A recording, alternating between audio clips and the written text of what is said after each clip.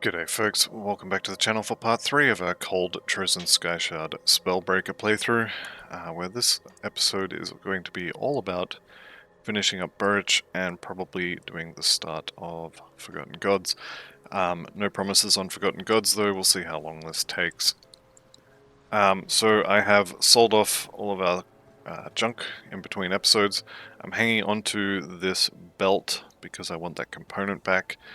When you're starting a fresh account, you definitely want to keep the components.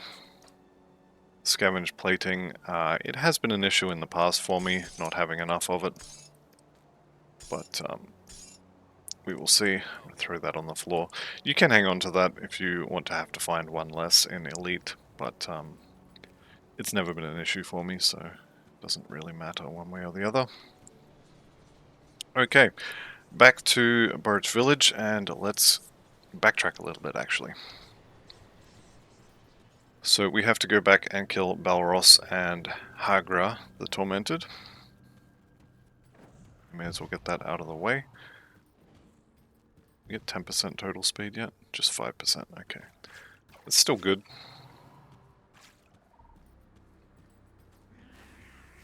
Hopefully the road is not going to be blocked, and we'll be able to just walk in and kill them. Things a sociopath might say.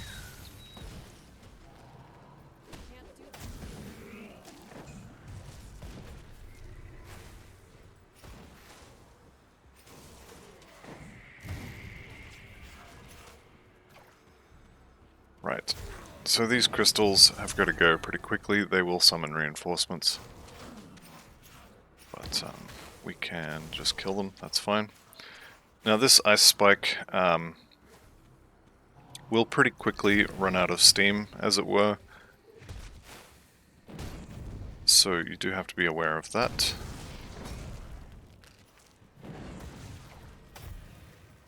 Let's see how far he's going to chase us here.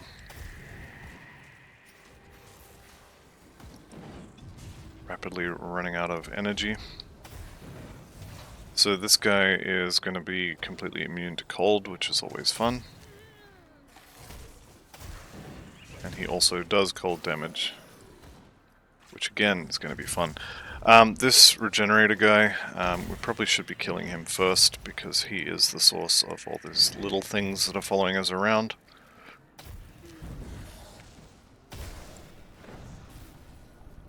And he's also regenerating, which is a little bit frustrating. And if these guys could please get out of the doorway, that would be ideal. We may have to come back and do this fight later. Just because there's taking a lot of damage from this. Alright, we're going to kill Balros at least, which is a level. And we'll kill this guy as well, and then I guess we'll get the other guy on his own. Okay, that was actually incredibly painful. You do, like I said, early on, anything that's immune to cold is going to be a problem for you. Maybe worth heading for Night's Chill immediately. Let's see, so it's going to be 10 points, 12 points, so we're looking at 4 levels just to unlock it.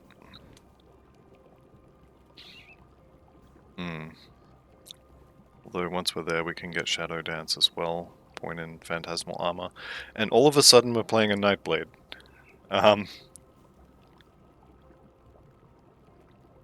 go ahead and take the Mirror, and we'll get 1 point in Overload, and then I think we will put 1 point in Veil as well. Let's go ahead and clear this off, put Mirror on button 5, and I'm going to start using the second bar for buffs. Alright. Now Veil of Shadow with 1 point is actually pretty meh. But once you have the Mirror, you can start doing fun things like face tanking.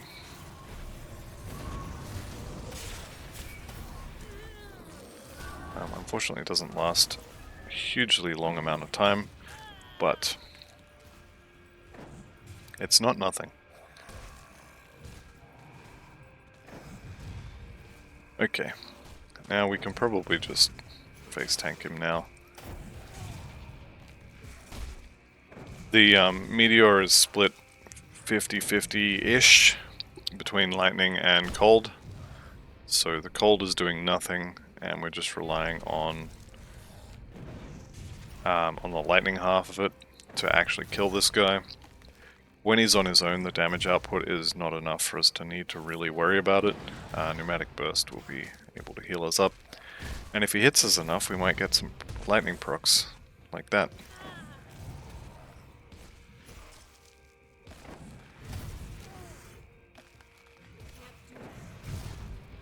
Alright, there we go. That was probably significantly harder than it needed to be. Let's go ahead and rift back rather than running.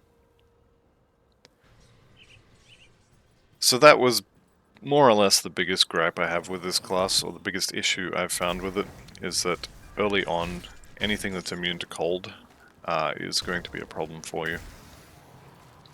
Especially these guys. These guys and then the Arcovian Undead are quite resistant to cold, and the Frost Revenants I think are like 85% resistant or something stupid like that. So by the time you get to Twin Falls, you really have to be getting that point into Elemental Storm. Otherwise you're going to have a bad time. Speaking of bad times, this may have been a mistake to click on that shrine. Maybe not. Should be fine. I think we just run around, kite them. While we've got Mirror active, we can run into melee.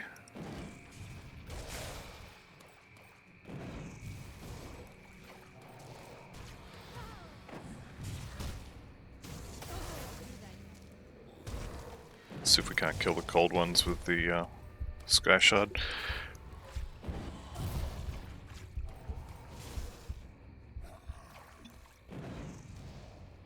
Oh, healed to full. I think that's this guy's fault.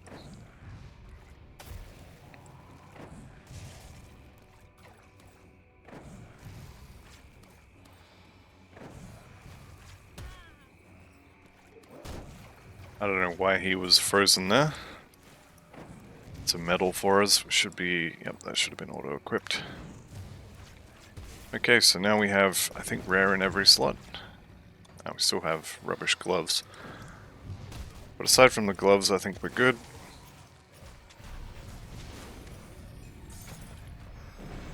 Okay, good chunk of XP and some items from here. You know what, those gloves are going to be better. And we'll pick up the rest and have a look, but I don't think any of that is going to be amazing. Not amazing, but we will use it. I think I'm going to keep Milton's hat, just for the Aether resistance on there. The damage to ethereal corruptions and such is nice as well, but the Aether resistance will be good for Krieg. And the rest of this I think is probably fine.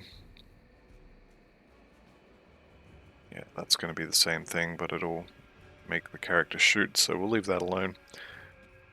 Pick up the component and be on our way.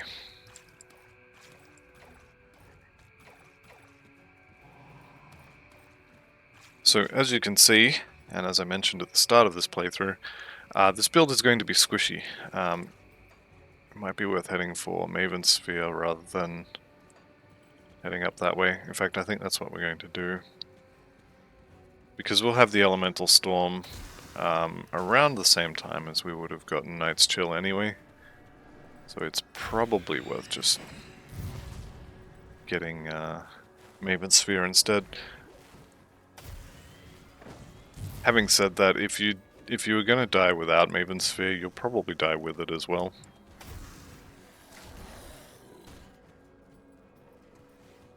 It's usually an issue of positioning when you die on a character like this, and I will be honest, I am not good at playing kiting characters. So we'll see how long this playthrough lasts. It's entirely possible I'll be dead before we finish normal.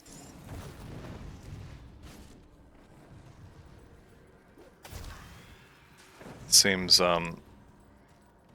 Flash Freeze is kind of falling off. There will be some MIs in early Act 2 that will help with this.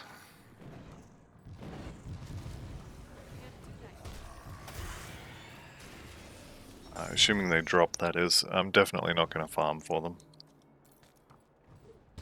Barris Radlith in that first cave, or the second cave. No, it's the first cave. It's the one with the devotion shrine in it. If he drops his shield, that'll definitely be worth using. Let's see if we get to take the easy way this time. Yes, we do. Good. There could be fire here. Usually you just pop out the back and walk around, but sometimes that way is blocked as well. Melee is getting increasingly dangerous.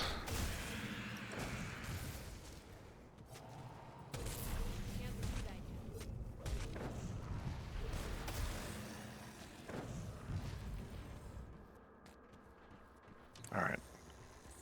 So, definitely want the shrine here, and I definitely want to be rescuing the apprentice downstairs.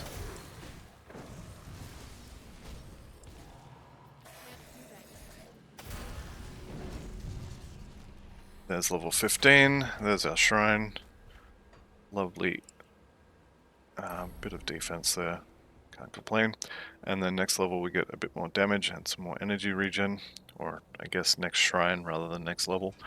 That'll be just before we get to Warden Krieg.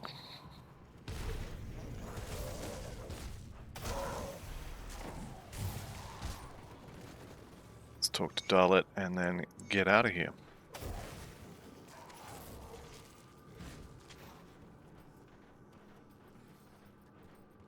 So all we really have to do in Act 1 now is kill the Warden. I will not be touching the Ancient Aether Totem, because I choose life. And this little section here is also quite dangerous. And we've opened the door, which is not ideal. Alright, we are going to just fall back a little bit. See what follows us and see what we can keep chilled. This is something you will have to do a decent amount of on this build, is kiting. Because there's going to be, I mean, you are squishy. And anything in melee range is going to do a decent amount of damage to you, at least early on. Later your damage is actually good enough to the point where you can kind of just kill them before it's an issue. But early on, you are kind of at the mercy of the long cooldowns of your spells.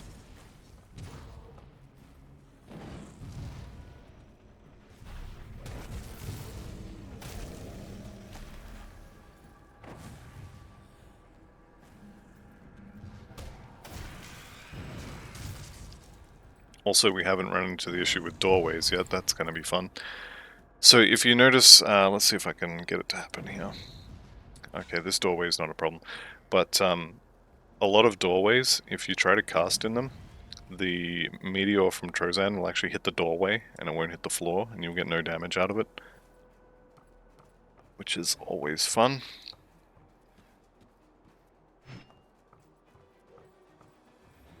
Okay, let's see who's home on the outside here. Doesn't look like any of them are immune to cold, so we should be able to just kill them. These guys here, the Furies, if they hit you, they will heal. So you want to make sure they're not hitting you.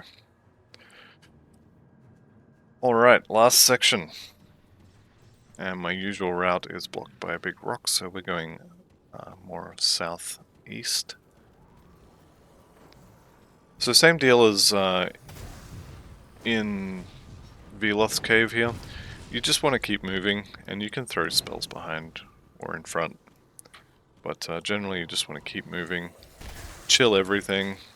Anything that looks big, drop a meteor on them, and just keep moving.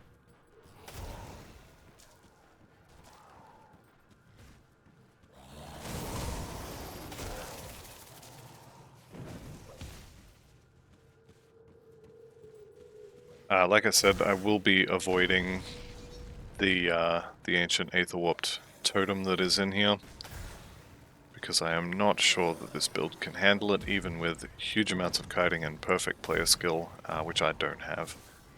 I'm pretty sure this build will just die to it. So we're going to go past it. We're going to ignore it. I see it over there. And I say no, not today.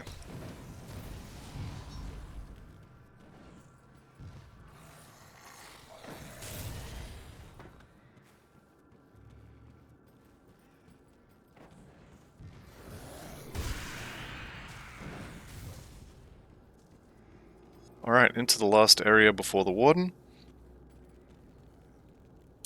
Now, if you're watching along with the ATV Templar as well, you will remember the trouble I had with Warden Krieg, in that Flash Freeze does no damage to him, and the only skill I had other than Flash Freeze and the component Fireball was Kalidor's Tempest, which is melee range. This is going to be a decent amount easier. It's still not as easy as, say, a pet build where you just stand there and wait for your pets to kill him, but it is going to be easier, for sure.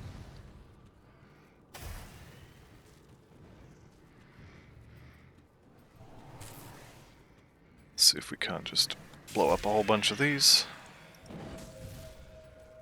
You can go in here and grab the loot as well. I'm not going to this time, but I do often do that, and then I complain about how bad the loot is. So I'm going to skip that part this time. Okay, here is our last ruined shrine for the Act. Level 16. Once this is all cleared out, I'll spend those points. Let's actually eat all these as well. Now I saw Mage Storm. It's usually Lightning Aether. No run speed on those still. Armor is about the same. I don't think that's worth using. That weapon is definitely no good. This shield could be worth using. 20% chance to block 130 damage is not awful, but the 5% fizz resistance, the 34 physique, and the percent cold damage are what I would use that for. I don't think I will. I managed to successfully miss level 15. I think that happened just before the previous devotion shrine, so we have 6 points to play with. Now what I could do is take 5 points and get Breath of Velgothian, which will basically mean we can use Pneumatic Burst more often, and we'll also get some health regen addition from that. But I think what we do is we put those points in instead. So Maven Sphere with 1 point is only 6% damage, but I think we'll put 4 points in here, which I think will be 12%. Might be 13. It's been a while. But the additional damage reduction will be very nice. And I am going to go through and murder all of the crystals, because I need Aether crystals for respecking and crafting. See, the werewolves have already killed this one for us.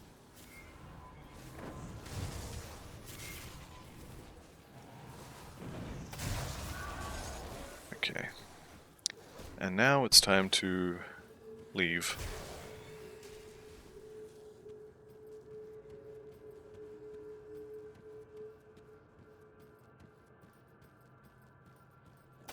When you do come through here, it is kind of important that you hit the Aether clusters. If you are incredibly lucky, you may get a cluster. I don't think so, though. That might be level locked. I guess it's maybe possible. I don't think I've ever got one from Act 1 before, so it's probably level locked. But you definitely want the crystals anyway. There's almost never a point where you don't want more Aether crystals. They're almost always useful. Okay, that'll probably do us. Let's go say hi to the warden.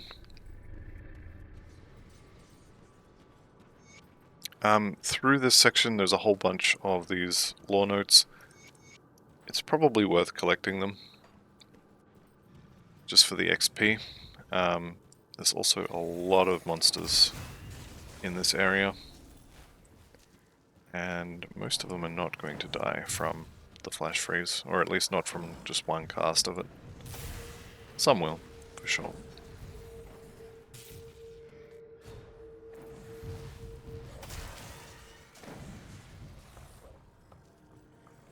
Alright, let's see if we can't get this lore note. Everything following us is going to block the doors, which is always fun. And it looks like we are taking the long way around because the doorways on this side are blocked. Which is not really a problem. More of a minor annoyance, really.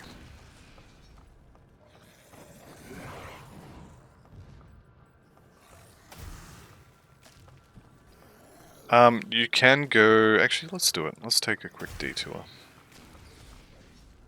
If you come down here into the storerooms, you're going to find a lot of spiders. But you will also find... sometimes a totem. But what I was actually talking about, trying to talk about rather, is there's actually a little hidden cave in here that has a one-shot chest in it. One-shot chests are guaranteed to have a blue or better item in them. It's almost always a blue, but once you get above level 50 they can have purple items in them. But at least for normal, you're almost certainly going to get you're guaranteed to get a blue item.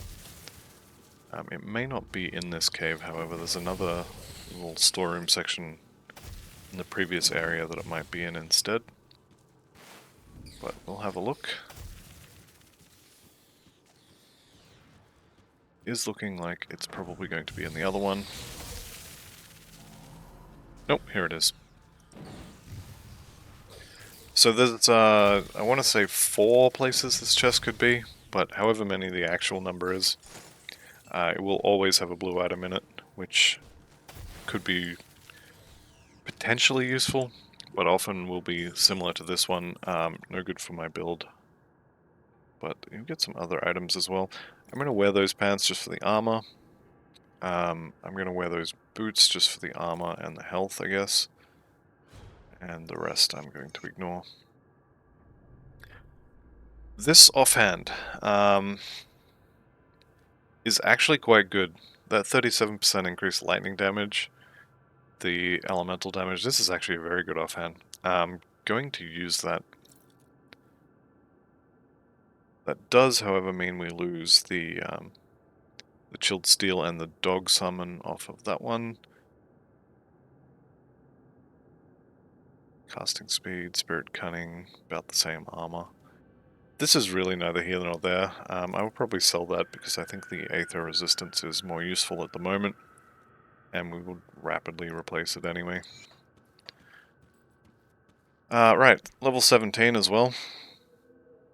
It's always worth getting 1 point in pretty much all of the bottom row. Potentially not the Aether damage, or Aether and Chaos, I guess, one. Having said that, that damage to Ethereal, Chthonics, and Aether Corruptions is good, so this is probably worth a point as well. But 1 point along the bottom is probably a good idea. Put 2 more points in Trozan's. I think we'll leave Nightblade as it is for a while. Maybe even reclaim that point, because it's not going to be very useful with just 1 point. Right, on to actually kill the Warden. That little detour was absolutely not worth it. You did potentially see the meteor just bounce off the roof there. That's what I was talking about with these doorways. I'll cast it again, kind of show it. You do have to be careful with doorways with this spell.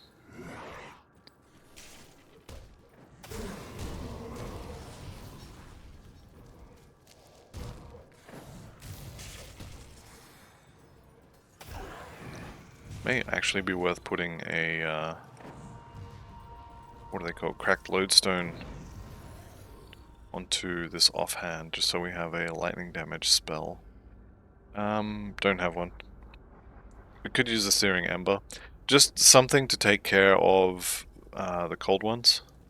Although having said that, they're about to become a non-issue. Because we are about to finish this area and not have to deal with them anymore. And I guess Trozans will take care of them for now.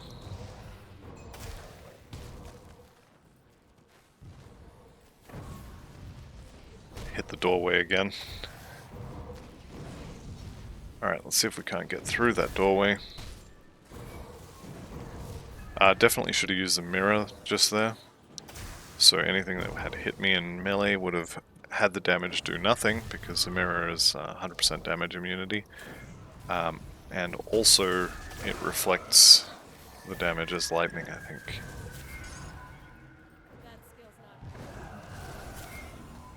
Okay. So you kill all the crystals, they will stop summoning things if they're dead. And I don't know if it's worth killing this stuff, honestly. Might be worth just grabbing the crystals and then running into Krieg's room. I think we'll do that. So if you open the door and just run through, it'll close behind you, and the monsters won't be able to follow you in. They are still potentially going to follow you, so he's still mad at me. When Krieg dies, this door will open and they'll come in. I have had Zanbrandt, I think his name is, come in after I've killed Warden Krieg. So when you kill Krieg, don't expect that you're safe, because you're probably not. Okay, level 17 Warden. His first form is, honestly, it's a bit of a joke.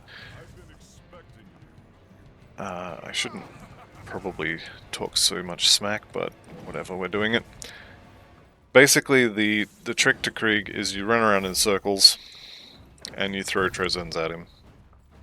And you hope that he runs out of health before you run out of potions. And he pretty much always will. The good thing about the first form is these little traps that he puts on the floor. The second form doesn't have those. So I'm probably going to trigger this one when I run past it. Yep. And we just run around in circles. And eventually he'll run out of health and then he'll die. In his second form, the pattern you want to kind of look for is he'll charge at you like that, then he'll do his big Aether Stomp on the ground, and then he will either fling the Aether Wave at you, which is going to be much faster, or he will shoot the poison, or they're bleeding, darts at you.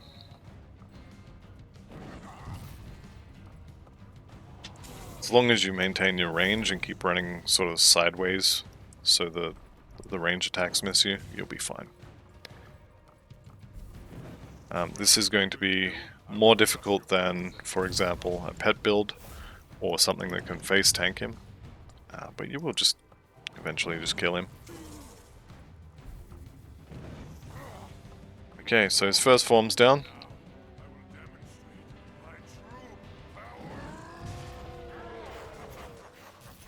So there's the charge,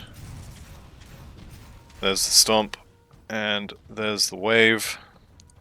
He will probably stop and shoot. Nope, he's going to charge, and now here comes another stomp. Now the energy wave, and here's the bees. So those do bleeding damage from memory.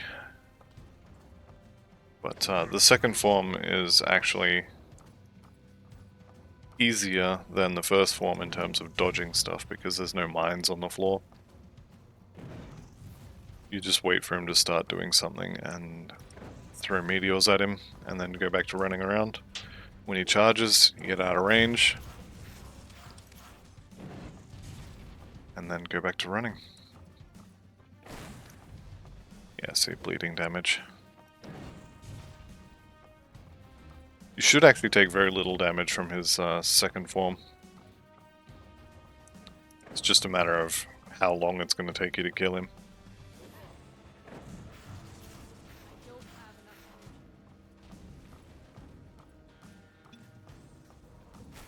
This table will block the ranged damage as well.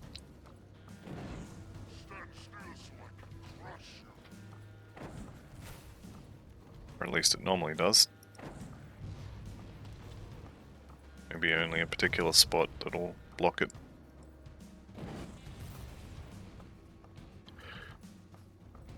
Not a very exciting fight with an Arcanist, actually.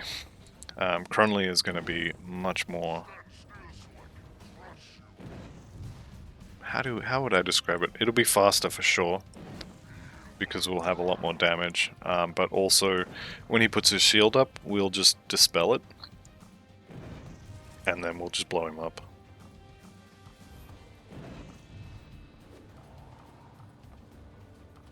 But realistically, second form Krieg is not really dangerous.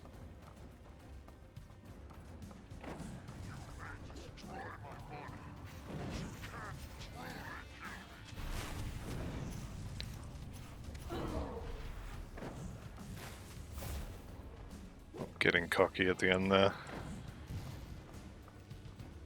Alright, and one more should be enough. There we go. Alright, he's dead. Now he dropped his shield. That shield is actually quite good. And I think I will end up using that. Maybe not. Just watching for that zombie to come marching in here. If that was lightning damage and elemental damage instead of fire and burn, that would be ideal. So this shield comes with physical resistance on it as well. I have seen as much as 20 to 30% physical resistance on the normal shield, which is just, it's absolutely bonkers. It's a really good shield potentially. And even with minimum rolls, it's still pretty good. Astral Mantle is definitely something you want to consider using if it drops for you. Let's see what else we got. Sigil of Consumption. So, at such a low level, if we have a look here, where are we? Magical. Fire damage is only 100%, whereas our Vitality is 23. But the difference with that is actually not that huge. So that, hang on, wrong item. The Sigil of Consumption on that is actually going to do meaningful damage at this level. That said, it does also require a ton of spirit that we don't have, so we won't be using it. I will be swapping that hat out now though, since I no longer need the Aether Resistance. Sadly, I won't be able to use this. I probably could use it actually. I'm thinking about Act 3 up here near Homestead when we start running into a lot more Aether damage. It could be worth hanging on to, just for that. Right. Let's do the turn-in dance, where we get a ton of XP.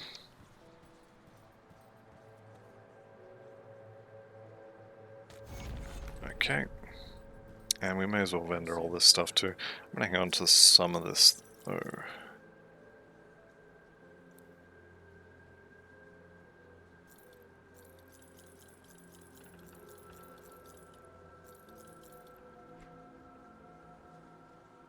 The thing about this shield, specifically this shield, is okay. So if we were playing a fire damage build, this would be much better. But we are about to run into a whole bunch of fire damage, and that does have Ellie Res and Chaos Resistance on it. But I don't think it's actually worth keeping. I'm also probably going to carry that shield for a little while and then throw it out later. Alright, there's level 18. We are going back to Arcanist. And usually around this point, what I do is I end up putting 1 or 2 points in the bar per level again, and then splitting points between these two skills. Definitely worth getting the extra few points in Maven's Sphere for now though. So we went from 6% damage absorption to 13, which is worth it in my opinion. Maven Sphere on hardcore is probably something you want to max out. Do we have any... No. We probably should have had this for the Warden Krieg fight, and by probably I mean definitely. But didn't happen, unfortunately. Okay.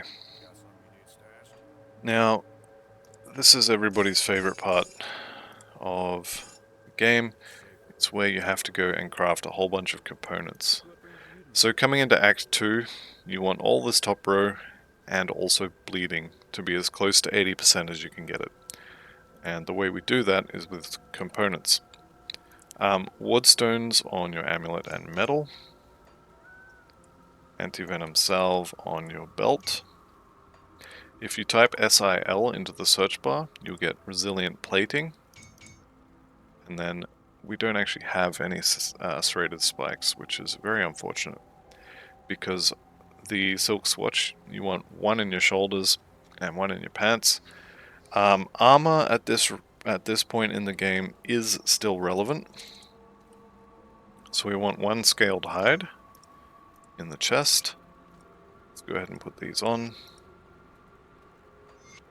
Anti-venom salve on the belt. We'll have to take that scavenge plating off. So that's elemental is pretty much sorted. I would like an extra 4% just to actually cap it. Piercing and bleeding is honestly under control, but I do still want a silk swatch in the shoulders. As soon as we kill some bees or whatever, can we actually craft serrated spikes? We can, with the vicious jawbone, which we can't craft. Okay, that's fine. We'll kill some bees and they'll drop that.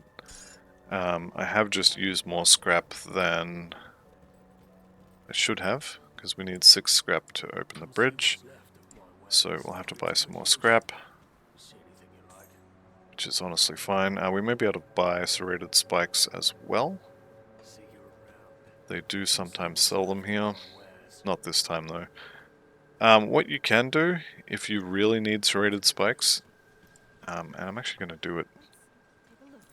Let's keep the item. So anti-venom salve.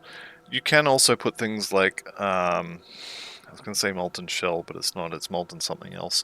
Or dense fur on the belt, and they have armor and also one of the elemental resistances.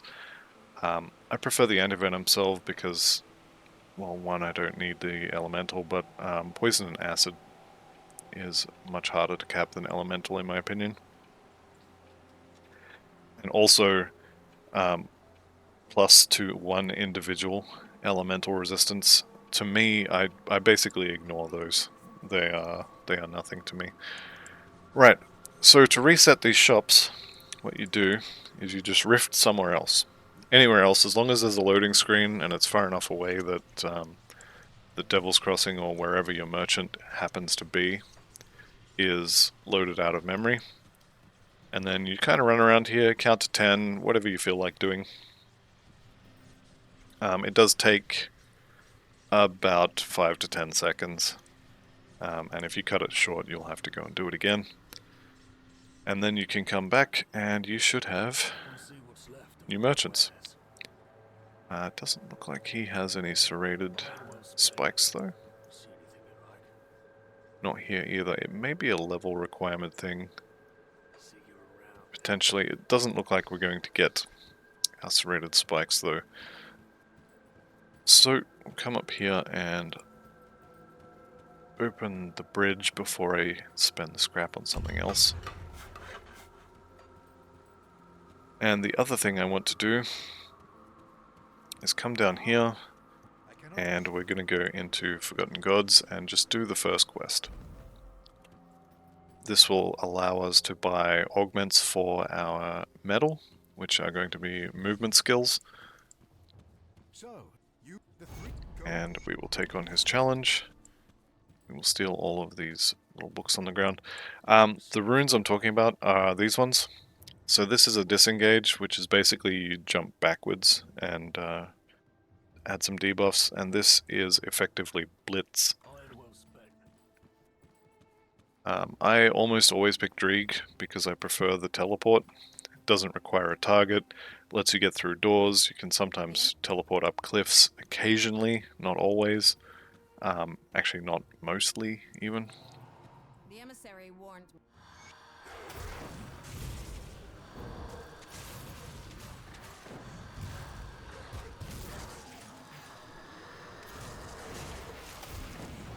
Alright, let's just kill these guys off, and then we will have access to...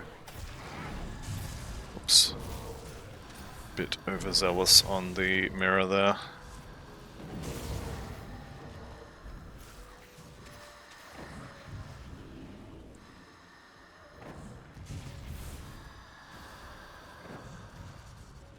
Alright, let's just finish him off with the ice spike. Okay, this could be good. +2 to pneumatic burst, so if we... This is going to use a ton of spirit, isn't it? Yeah. Alright. If we put this on, we get the cold damage, which is very nice. We are going to be doing a cold damage build. We get a ton of health, cunning, and spirit. Get some energy regen, some cooldown reduction, and +2 to pneumatic burst. Which means we could take 2 points out of pneumatic burst and put it into something else. Or we could just have a stronger pneumatic burst as well. I do want to use this actually, but yeah, it's a lot of spirit, which we just don't have. Collecting a little pile over here of things that I really want to use, but I'm probably not going to. Guardsman's Shoulders are actually pretty good. So, the lightning damage on the Mage Storms, or from the Mage Storm prefix, is kind of neither here nor there. I basically want these for the armor. Right, let's go ahead and drop a portal. Although actually it's probably not worth using that. We will go and speak with them. I'm going to join Dreeg. The items from the Dreeg's